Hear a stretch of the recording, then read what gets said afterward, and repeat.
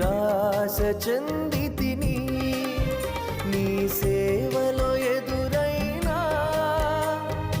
ఎన్నో సమస్యలలో నా బలమును చూచుకొని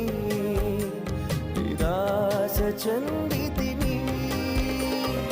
భారమైన ఈ సేవను ఇక చేయలేనని అనుకొనగా భారమైన ఈ సేవను ఇక చేయలే